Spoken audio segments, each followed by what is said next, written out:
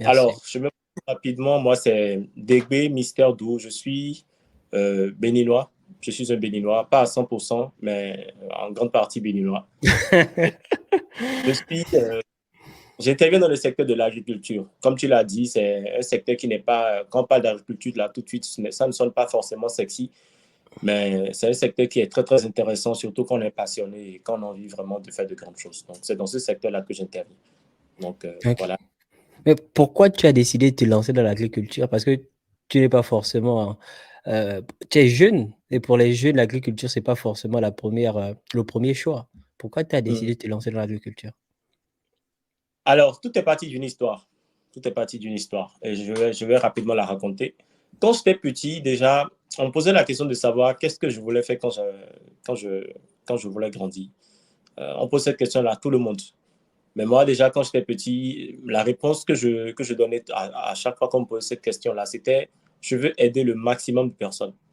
Je veux aider le maximum de personnes tout en étant heureux. Et plus je grandissais, plus j'ai compris que l'une des choses était vraiment, qui causait énormément de difficultés, c'était de la nourriture. C'était de la Mhm, nourriture. Et quel genre de nourriture? Une nourriture de qualité en plus. Et je me dis, la meilleure manière, si je veux aider beaucoup de personnes en même temps, la meilleure manière de faire, c'est de me spécialiser dans le secteur de l'agriculture, c'est de me lancer dans le secteur de l'agriculture et d'apporter quelque chose de particulier, d'apporter vraiment quelque chose de différent. Et il faut aussi avouer que je suis passionné à la base de tout ce qui est naturel, de tout ce qui est authentique, de tout ce qui est sans artifice, tu vois. Donc, ouais. voilà, c'est comme ça que je me suis lancé dans le secteur de l'agriculture depuis bientôt 8 ans. Bientôt Voilà. 8 ans, tu t'es lancé dans le secteur de l'agriculture. Et lorsque tu t'es lancé, Mm. tu as décidé de te lancer sur quel produit? La toute première production que j'ai fait, ce n'était pas de la production végétale, c'était d'abord de la production animale. J'ai d'abord fait l'élevage des lapins. Le levage de lapin, ok. Et là, j'étais encore en train de fréquenter parce que c'est un élevage qui ne nécessite pas forcément beaucoup de moyens, beaucoup de temps et autres. Donc, je me suis Donc, lancé tu dans as l'élevage élevé des les lapins. lapins pendant que tu faisais encore tes études. Oui, oui, bien sûr. Hmm. Et pourquoi En tu as première, décidé? Pourquoi les lapins? les lapins, déjà parce qu'ils se reproduisent très vite et parce qu'ils ont une forte valeur ajoutée. Mhm. Les lapins se Et- vendent au kilo, ce qui n'est pas forcément le cas au niveau des poules. Le kilo de lapin peut coûter facilement là-bas des 2500, 3000 francs. Parfois, ça va Mhm. bien au-delà. Et au niveau des poulets, quand ce n'est pas les poulets de chair, ben, ce n'est pas vendu au kilo. Et Et quand tu moi je t'étais... fréquentais, Vas-y. je fréquentais, j'avais deux objectifs. Gagner de l'argent tout en allant à l'école, éviter au maximum de temps de la mort aux parents. Ouais. Mais Et en tu fait, t'étais ça peut lancé aller. avec combien? Dans le temps, je crois que j'avais commencé avec 30 000, je crois. 30 000 pour combien de lapins dès le départ? Je dois avouer, j'avais juste commencé avec trois. Avec 3 lapins, ok. Oui. Trois, il y avait un mâle et deux femelles. Voilà. Et lorsque tu t'étais lancé, est-ce que tu avais fait une formation au préalable ou bien tu t'étais lancé sans formation? Il y avait un monsieur qui faisait l'élevage de lapins à côté, juste à Mhm. côté de moi. Donc avant de me lancer, j'allais pratiquement là tous les mercredis, tous les week-ends pour pouvoir l'aider. L'aider à nourrir. J'allais lui poser beaucoup de questions. Monsieur, ici, c'est quelle espèce? Là, c'est quelle race? Quel type d'aliment on peut leur donner? Tel lapin est malade, hein, comment ça se passe? Donc, Mhm. quand j'ai voulu me lancer, je lui ai dit que je voulais acheter les géniteurs chez lui. Je venais prendre les géniteurs chez lui. Mais avant, que je voulais quand même qu'il me forme. Ok. Et dans le temps, je n'avais pas les moyens, bien entendu, de payer sa formation, mais il m'a formé. Il m'a formé gratuitement. Et j'ai commencé quelques semaines après. Voilà. Hmm. Ok, parce que j'ai un ami, tu es au Bénin Mhm. actuellement, j'ai un ami qui s'était formé au Mhm. Bénin dans la ferme de Songhai. Donc, Tongaï. Songhai, c'est ça le nom de ouais, il s'était formé dans cette ferme-là. Et il m'a Mhm. raconté que lorsqu'il allait là-bas, il travaillait Mhm. quasiment gratuitement, hein, juste pour Mhm. comprendre comment tout fonctionne. Et il a passé environ 3 à 4 mois là-bas, Ouais. dans la ferme de Songhai. Mhm. Et après, Mhm. il allait développer sa propre ferme. Donc, Ta c'était propre femme. aussi, ouais, ça, c'était une bonne stratégie. Il m'a dit, ça paye pour lui. Voilà, ça paye. Mhm. Ils gagnent beaucoup d'argent avec ça actuellement. Et Super. du coup, tu t'es lancé dans le lapin et tu as Mhm. fait ça pendant combien de temps, le lapin? Pendant 1 an et demi, OK. Et j'ai fait le et lapin. mmh J'ai fait le lapin pendant 1 an et demi. Et quand j'ai fini avec les lapins, je suis allé à l'université puisque j'ai eu le bac. Mmh Et quand j'étais à l'université, j'avais toujours cette rage-là de toujours me lancer dans le secteur agricole. Et j'avais entendu parler des poules pondeuses. Et Ouais. avec j'avais réussi à réunir 250 000 francs.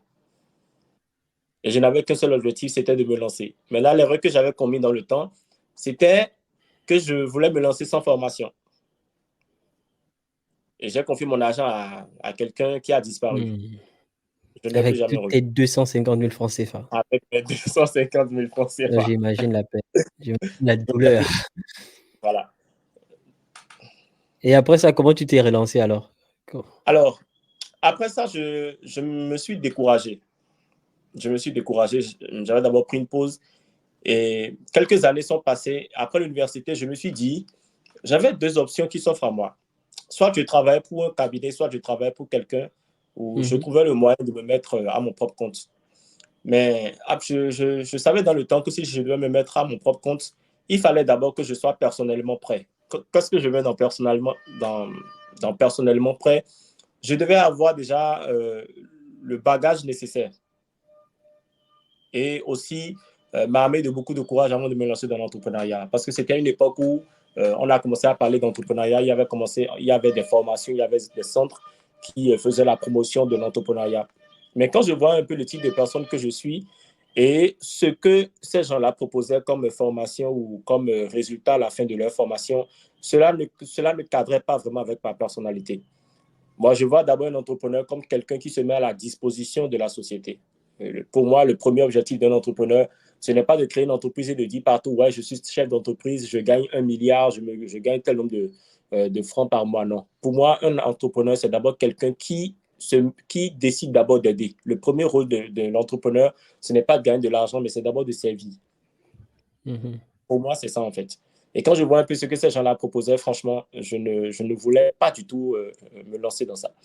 Donc, tout comme ton ami, après mes études, je me suis dit, il faut maintenant que j'aille voir un peu ce qui se passe sur le terrain. Mais tout en essayant de renforcer un peu mon mindset, essayer déjà de renforcer un peu déjà tout ce que j'ai pris le temps d'apprendre à l'université. Et c'est là que je suis allé en stage au centre Songhai. J'ai Ah! fait, Le même centre? ouais, OK. C'est un centre quand j'ai même fait un assez stage, célèbre là-bas, apparemment, en ouais, Afrique même? j'ai fait un stage au centre Songhai. Déjà, je suis allé au centre Songhai dans l'objectif de faire seulement 6 mois de stage. C'était un stage payant de 6 mois que je voulais faire. Mais quand Mmh j'étais parti, fortuitement, je suis tombé sur le directeur. Le directeur me dit, laisse-moi jeter un coup d'œil à ton CV, à ton curriculum vitae. Je lui donne mon CV. Il regarde, il me dit, écoute, toi, avec ce que je vois, je ne pense pas que tu sois bon pour faire le stage. Inscris-toi pour être technicien agricole. Parce ils ont un programme de 18 mois qu'ils font aussi. Et je me suis dit, mh. écoute, je suis là pour apprendre. Si je dois apprendre pendant 6 mois si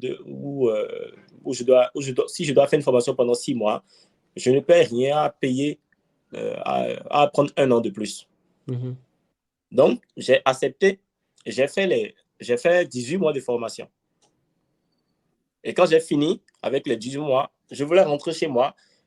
Quand le directeur me rappelle encore ma grande suite, me dit, écoute, il y a l'AFD qui a besoin de personnes, de gens comme toi, des personnes qui ont un bagage et qui ont une vision assez large de l'entrepreneuriat. mh. Donc, si tu es d'accord, je t'explique un peu comment ça marche et tu vas soumettre ta candidature. Si tu es pris, bien super, tu es parti vraiment pour quelque chose de beaucoup plus intéressant. J'ai dit Mmh. d'accord. Donc, on m'a parlé un peu des conditions que je remplissais très bien et j'ai candidaté.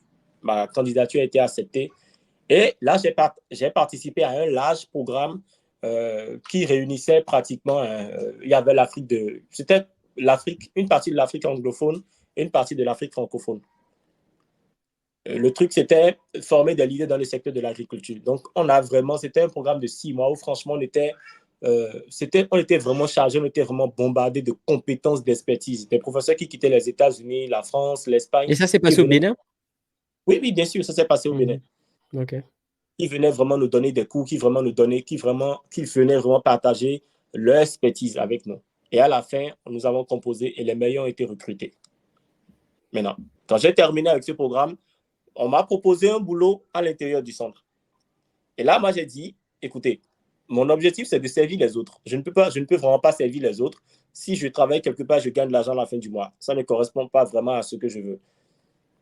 Et là, je me suis dit, écoute, je ne peux vraiment pas accepter et je suis rentré. Et quand je suis rentré, j'ai lancé Agri-Évolution, une entreprise qui s'est donnée pour vocation d'accompagner le maximum et de permettre aux gens de se lancer dans l'agriculture, tout en respectant les codes. Parce que quand tu fais l'agronomie, tu comprends en même temps que le secteur de l'agriculture est un secteur assez particulier. On ne se lance pas dans l'agriculture comme on se lance dans une formation de rédaction web ou bien dans une formation de secrétariat bureautique. C'est carrément un autre monde, c'est carrément un autre domaine. Donc, j'ai créé Agri-Évolution qui, au début, avait commencé à travailler avec les producteurs gratuitement, formait des bonnes dames, formait les jeunes dans les orphelinats et autres pour le secteur de l'entrepreneuriat agricole. Donc, en résumé, voilà un peu.